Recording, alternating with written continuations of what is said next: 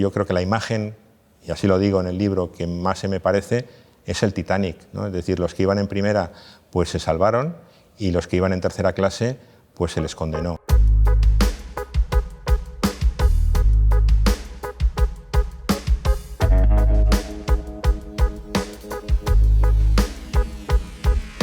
Bueno, porque yo creo que en la sociedad española en general se ha instalado lo que se llama edadismo, ¿no? y es que no deja de ser nada más que discriminación a las personas de mayor edad, ¿no? Parece que en algunos casos parece que hasta sobran porque no son personas productivas y yo creo que es algo contra lo que nos tenemos que rebelar. Entonces se ha instalado esa sensación difusa y que en el fondo ninguno querríamos reconocer, pero que bueno, pues que al fin y al cabo si les tocaba ya morirse, ¿qué más da, ¿no? Y yo ante eso me rebelo y me resisto porque en la mayoría de los casos no les tocaba morir y que pudieran morir dentro de 2 o 3 años, pues es que me da igual porque cualquiera de nosotros tampoco sabemos el tiempo que nos queda por delante. Por lo tanto, yo creo que eso es algo contra lo que tenemos que luchar como sociedad porque eso en el fondo es una discriminación y una violación de derechos fundamentales de las personas.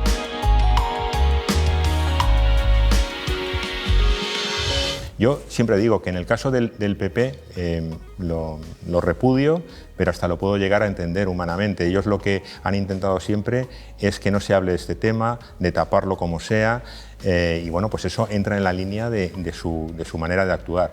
Pero en el caso de Vox es absolutamente incomprensible. La primera comisión de investigación es que ellos presentaron una solicitud para que se abriera, y en la segunda, un lunes, le preguntaron a la líder de Vox en la Asamblea de Madrid, a Rocío Monasterio, qué iban a hacer respecto a la votación y lo que contestó es que sería irresponsable que no se abriera una comisión de investigación. El jueves siguiente, o el viernes, pues ya dijo que no quería que hubiera una comisión de investigación, más o menos porque era de comunistas o de rojos, porque lo pedía a la izquierda.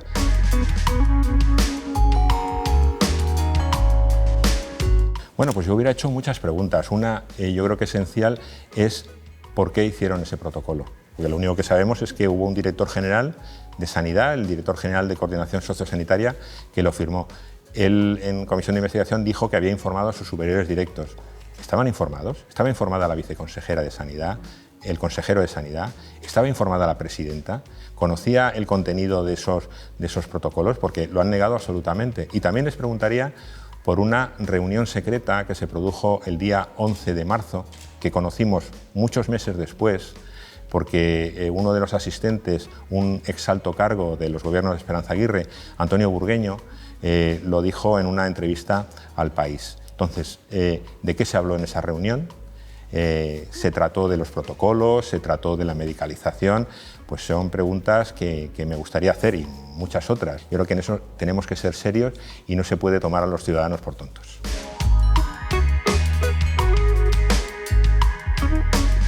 Claro, pero además es que hay que negar lo del borrador absolutamente, porque muchas veces nos empantanamos en discutir lo del borrador, pero es que fue un protocolo que tuvo consecuencias.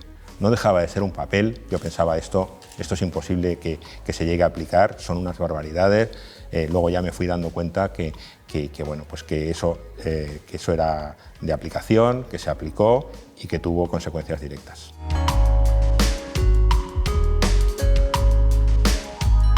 Claro, bueno, el responsable al final, porque luego también hubo un momento determinado que intentaron meternos a todos en lo mismo, ¿no? Es decir, yo a veces, y lo digo en el libro, es el del y tú más se pasó al y tú también, ¿no? Es decir, cuando yo denuncié en la Asamblea la existencia de esos protocolos, vinieron a decir que, bueno, que desde la Consejería de Políticas Sociales se había hecho lo mismo, lo cual es un absurdo porque nosotros no tomamos ninguna decisión acerca de derivar a nadie. Nosotros lo único que podemos es solicitar que se derive, pero evidentemente el que decide si se deriva o no es la Consejería de Sanidad.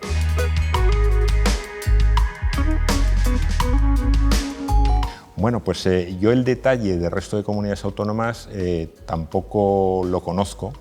Un poco por las informaciones que tenemos, hubo otras comunidades que se aplicaron criterios similares y todo el mundo cita a Cataluña, que fue un sitio donde también se utilizaron criterios similares, pero quizá el hecho diferencial de la Comunidad de Madrid es que esos criterios se pusieron por escrito. Que eso es también lo realmente grave. Y yo muchas veces también me he preguntado, y sería otra pregunta para hacer en la comisión de investigación, ¿por qué pusieron por escrito esos criterios de exclusión? La especulación o a la conclusión a la que yo llego es porque hubo resistencias. Había ya órdenes anteriores, pero hubo resistencia de determinadas personas de, oye, esto si no me llega por escrito, yo no lo aplico, ¿no? Entonces, por eso se elaboró ese protocolo. Pero es cierto que es la única comunidad autónoma en la que hay un protocolo en la que se dice lo que se dice.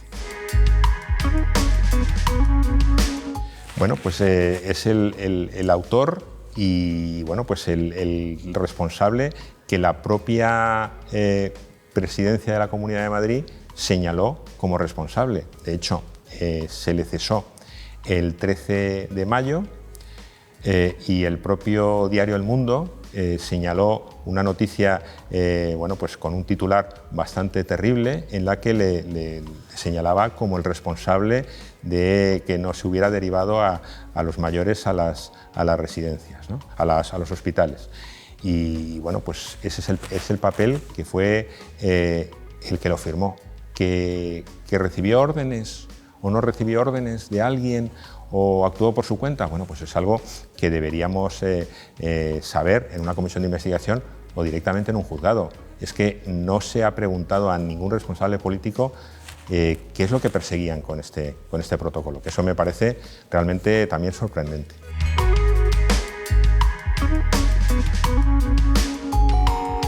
Bueno, eso ya es directamente una absoluta aberración y una quiebra del Estado de Derecho que tenemos y de la asistencia pública sanitaria a la que tenemos derecho todas las personas que vivimos en España, ¿no? Yo creo que eso me parece una auténtica barbaridad. De hecho, hubo un compareciente en esa comisión de investigación que fue a propuesta del PP, que era el presidente de los hospitales de Madrid, Juan Abarca, que le preguntaron que cuántas personas habían sido derivadas de una residencia a un hospital privado, y su respuesta fue que ninguno. Solo aquellas personas que tenían póliza privada porque bueno, pues las ambulancias de los seguros privados les permitían precisamente sortear esta barrera que les habían puesto, ¿no? Entonces eso me parece intolerable, yo creo que la imagen, y así lo digo en el libro, que más se me parece es el Titanic, ¿no? Es decir, los que iban en primera pues se salvaron y los que iban en tercera clase pues se les condenó.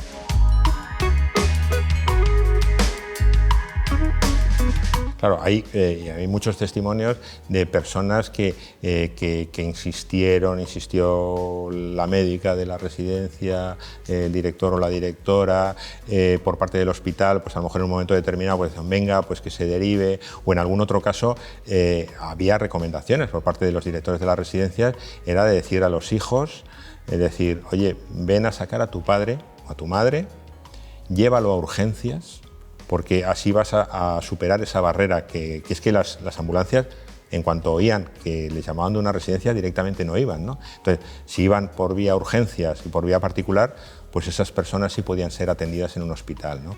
Eso me parece también terrible, ¿no? Es decir, bueno, pues organizar un sistema para bloquear la llegada de las personas a los hospitales. Incluso, bueno, también digo, si eso hubiera sido así, pero se hubiera decidido pues, por política sanitaria, mira, a las personas mayores les vamos a atender en las residencias porque es lo más adecuado para ellas, bueno, pues eso podría haber sido correcto, ¿no?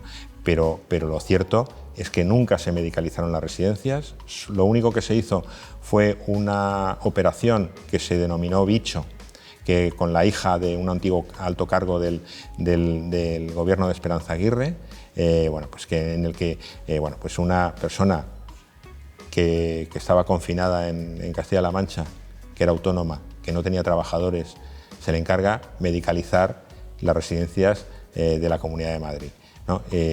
Realmente eso al final no solo condenó a las personas que no pudieron ir a los hospitales, sino que a las personas que se quedaron se les condenó a tener unos cuidados que en muchos casos no fueron más allá de aplicarles morfina y sedación, ¿no? Y yo creo que eso es terrible. O sea, no se le ofreció ninguna alternativa a las personas que no podían entrar en los hospitales, porque tampoco tenían acceso al publicitado hospital de campaña de IFEMA.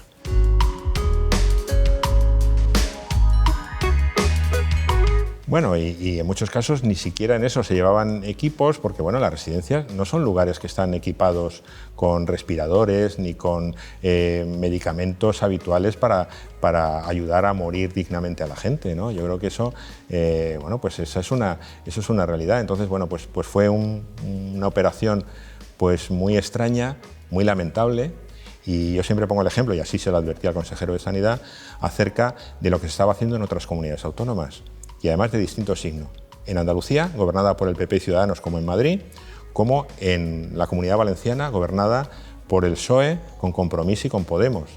En las dos, en cuanto se detectaba un caso de COVID en una residencia, tomaba el mando de esa residencia la Consejería de Sanidad, como es lógico, porque para una epidemia una residencia no está preparada, no estábamos preparados ninguno, pero ellos eran los que tenían los medios, los que podían haber actuado, y en Madrid, en lugar de hacer eso, se optó por el plató televisivo de IFEMA, ¿no? Por desviar la atención y por, bueno, pues al final pues lanzar una imagen que no se correspondía a la realidad y no mirar dónde estaba la tragedia, que era en las propias residencias.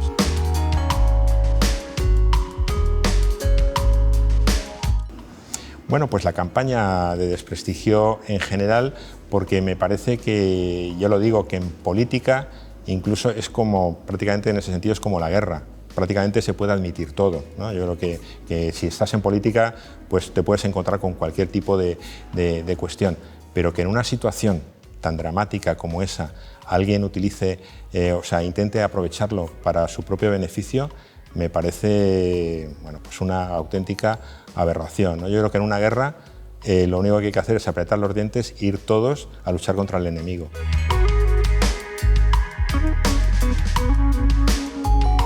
Bueno, pues el futuro es difícil de prever, pero todo lo que ha ocurrido hasta ahora pues nos indica que sí, que parece que se ha instalado determinada impunidad. No sé si los que hubieran cometido lo que ocurrió durante esos días hubieran sido otros, a lo mejor tendrían la misma impunidad. Yo lo dudo.